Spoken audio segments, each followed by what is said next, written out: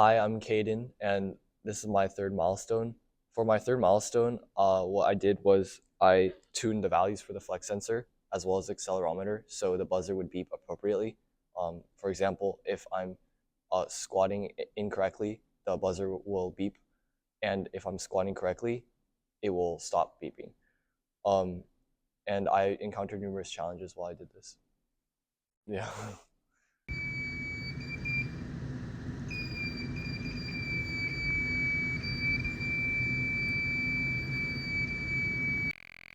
So my knee rehab device is generally functional now. So it works by the accelerometer detects values when you squat, and there are certain thresholds that I got from using the serial plotter. And what it does is every time the accelerometer detects a value, and it'll loop through an if-else statement, and if there's a certain value like pitch, roll, or yaw that's over that threshold, it'll beep.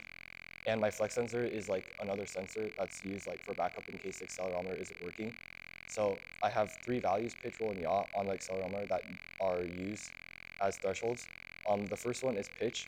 Pitch really helps determine like the depth of your squat, and I use that as like in together with the flex sensor in order to ensure that it's more accurate.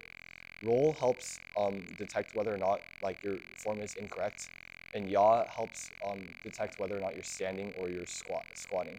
So all these three, pitch, roll, and yaw, they help together to like make my entire thing work properly. And also, uh, some stuff about my code. Um, Essentially, I didn't add too much, but I basically just changed if-else statements accordingly. So I had to continuously look at my graphs that I was getting and um, edit like the thresholds. So I encountered numerous challenges for my milestone 3. The first major one was the ESP32 wasn't working, but like originally I didn't know that. So every time I would get this error called like hardware knack error, and I would get it every single time, and I didn't know what it was. So I tried things like changing the accelerometer, changing the flex sensor, and like even changing my code.